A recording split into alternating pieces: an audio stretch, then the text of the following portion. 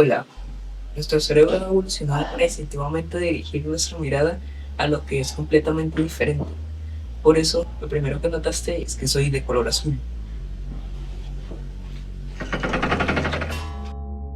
Desafortunadamente, en realidad no soy azul, eso es un filtro. Ahora bien, este instinto existe y fue mejorándose porque nos permitía detectar con rapidez lo potencialmente peligroso. Una cara de rabia con intenciones ambiguas, una deformidad en la boca, una malformación genética, dos hombres besándose. Según vemos, esto debe ser parte de nuestro instinto, porque eso se sale de lo natural. Pero, ¿será que sí? Primero que todo, veamos que la naturaleza se define según la RAE como conjunto de todo lo que existe y que está determinado y armonizado en sus propias leyes.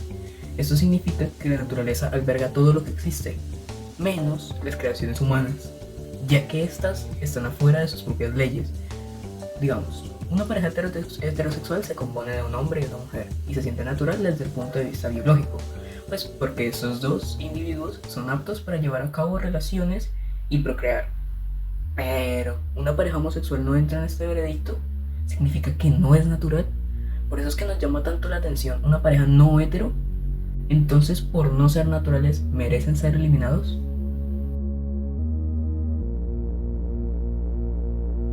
Para responder esto, hay que mirar al pasado.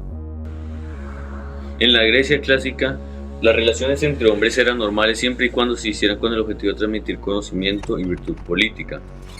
Se daba entre un hombre adulto que asumía el rol dominante, que terminaba siendo elogiado y que no perdía su hombría, y entre un hombre joven, que tenía el rol de pasivo.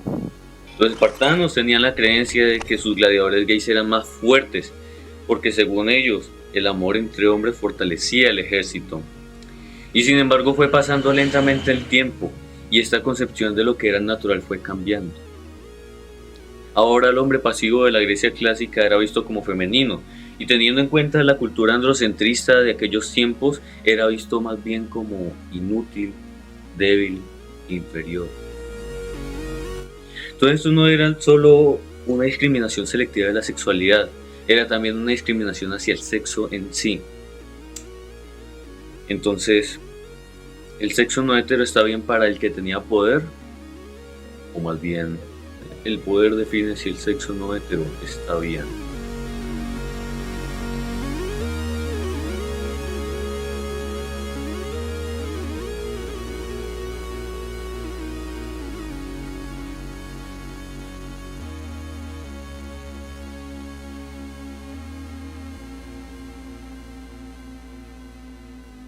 Todo eso se empezó a notar más con la llegada de un libro.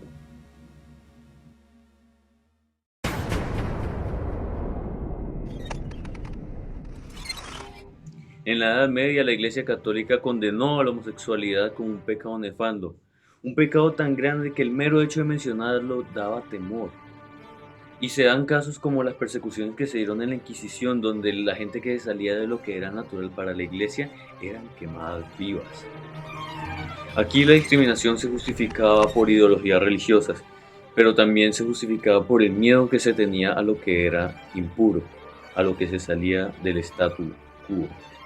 Y solo hace 2 siglos se seguía evidenciando lo obvio. La medicina catalogó a la homosexualidad como una enfermedad mental. Pero ¿será de verdad que la homosexualidad es algo no natural? Pues resulta que la homosexualidad se ha manifestado en muchas culturas y distintas formas. En las civilizaciones indígenas precolombinas, por ejemplo, aztecas, quechua, maya, tupinambá, entre otros, había intimidad entre personas del mismo sexo, aunque los conquistadores trataron de erradicarlo mucho tiempo después. Pero más remarcable es que se han observado esas conductas en otras especies. Peces, ranas, pingüinos, carneros, macacos y 500 especies más han denotado conductas homosexuales entre sus grupos. Entonces en toda la historia, en el mundo y en la naturaleza ha habido tendencias homosexuales. Lo que ha cambiado es la actitud de la gente sobre ellas. Biológicamente, la diferencia sexual es algo natural y posible, pero a nivel social e ideológico resulta algo controvertido. Pero más controvertido aún es saber lo que causa la unidireccionalidad de las ideologías en la mente humana.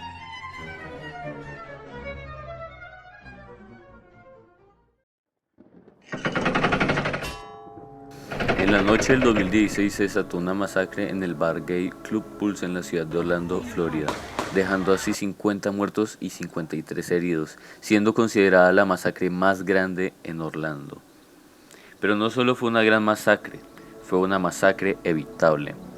Porque a medida que aprendes sobre su perpetrador, Omar Mateen, descubres que ya había sido investigado varias veces por el FBI por lanzar amenazas a sus compañeros de causar incendios con ideas extremistas. Si solo fueran amenazas vacías, cualquiera lo tacharía como un loco sin fundamento. Sin embargo, en la noche del incidente se recordó al mundo lo que hay realmente detrás de los locos extremistas. Esa noche, a las 2 a.m., cuando ya se estaba por acabar la fiesta en el Club Pulse y las luces se iban apagando, abrió fuego Mateen. Venía armado con una pistola 9 milímetros, un rifle de asalto AR de calibre 223 y algún artefacto que no logró usar. En los últimos momentos de la masacre, el fuego de la policía obligó a que Mateen se refugiara en un baño donde mantuvo a hartos rehenes. La policía realizó una serie de llamadas tratando de dialogar con él para que se resignara y así dejara a los rehenes libres. Sin embargo, adentro del corazón de Mateen había un odio insaciable. En más de 3 llamadas, Mateen expresó su apoyo tanto al autodenominado Estado Islámico como a su rival en Siria, el Frente al-Nusra. Sus convicciones vienen del islamismo radical, la cual considera la homosexualidad un crimen dantesco y un pecado inefable. No fue una masacre por enfermedad mental, fue por un odio alimentado por ideologías radicales. La policía cataloga este acto como terrorismo, pero es más preciso llamarlo una tragedia. Tragedia, porque Mateen fue criado y alimentado con semillas venenosas. Su mismo padre tras el incidente mencionó que no pensaba que su hijo estuviera tan lleno de odio contra la gente homosexual como para acabar con ellos. Va, si de eso mismo se encargaba Dios.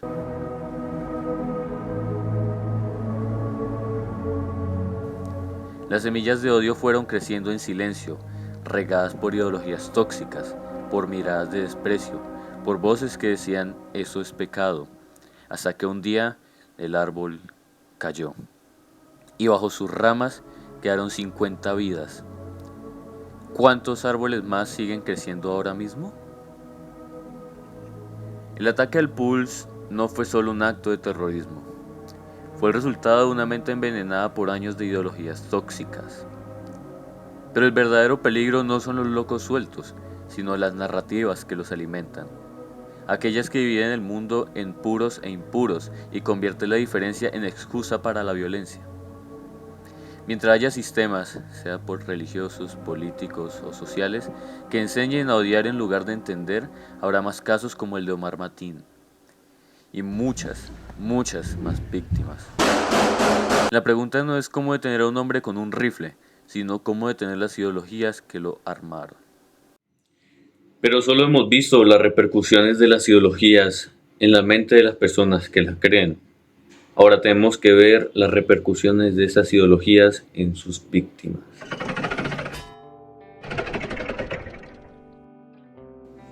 Sergio Urrego era el nombre de un joven de 16 años oriundo de Bogotá, conocido por su familia y compañeros por ser un lector empedernido, crítico y de buen desempeño académico. Hace unos días se revelaron los puntajes del ICFES y se mostró que él era el 10º mejor ICFES a nivel nacional. Todo parecía ir bien en la vida académica de Sergio, pero el único problema es que él era gay. Urrego pertenecía a un grupo estudiantil anarquista llamado la Unión Libertaria Estudiantil y del Trabajo, desde donde denunció a su colegio por el supuesto absentismo de profesores y cobros irregulares, cosa que lo puso en la mira de su institución educativa que quería callarlo. Según se denuncia, un profesor tuvo acceso a un celular en el que había una foto de Urrego besándose con otro joven. Se cree que la discriminación se desató cuando el profesor presentó la foto a los directivos del plantel. La institución decidió no permitir el ingreso de Urrego al colegio hasta que los padres de ambos jóvenes se presentaran en este. Esta situación llevó a que Sergio le confesara la relación que sostenían sus padres, quienes lo apoyaron totalmente, pero los demás no lo hicieron. Posteriormente, los padres del joven que aparecía en la foto besándose con Urrego resolvieron denunciar a Urrego por acoso sexual contra su hijo, Asimismo, el colegio denunció a la madre de Urrego, Alba Lucía Reyes Arena, por supuesto abandono de hogar, ya que residía en Cali.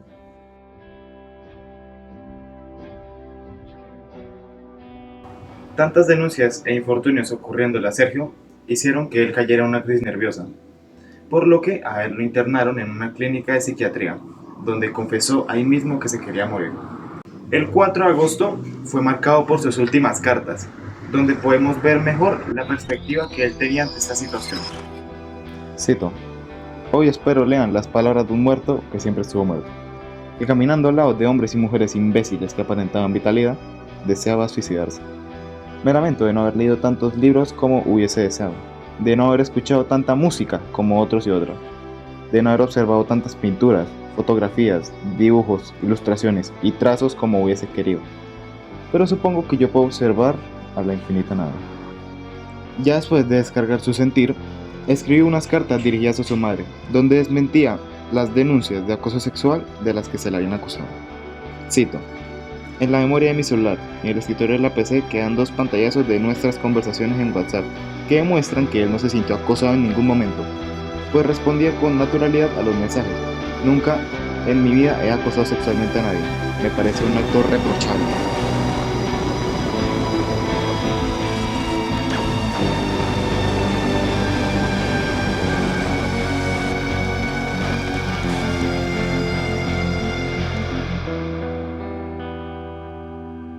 Urrego dejó sus últimas cartas, tomó sus últimos respiros, pisó sus últimos pasos y se tiró. Se tiró desde el último piso del centro comercial Titán Plaza, situado en el noroccidente de Bogotá. Lo más indignante es que tras el suicidio de Urrego, la misma institución donde él estudiaba citó a sus padres para tratar de disuadirlos de no declarar nada en contra de ellos en las redes sociales. Los miembros de la institución y la rectora declararon que nunca se dieron casos de homofobia hacia él. Sin embargo, que sí se le había negado el derecho a la educación. Pero esto es un argumento más de estúpido si recordamos que se le negó el acceso a la institución porque un profesor había encontrado y denunciado fotos de él besándose con otro hombre.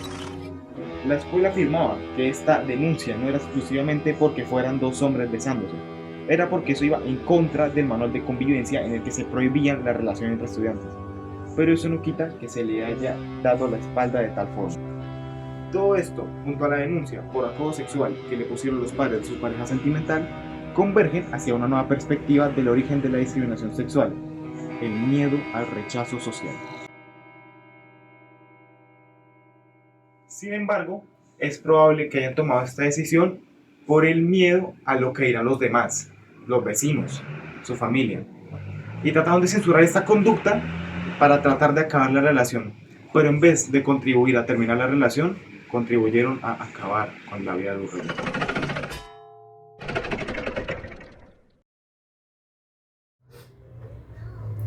En conclusión, esta discriminación se da muchas veces y especialmente en todas las veces por el miedo.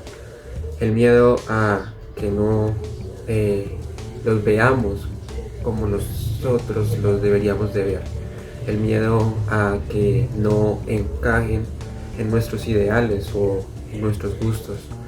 El miedo a que nuestros hijos los vean a ellos de manera distinta.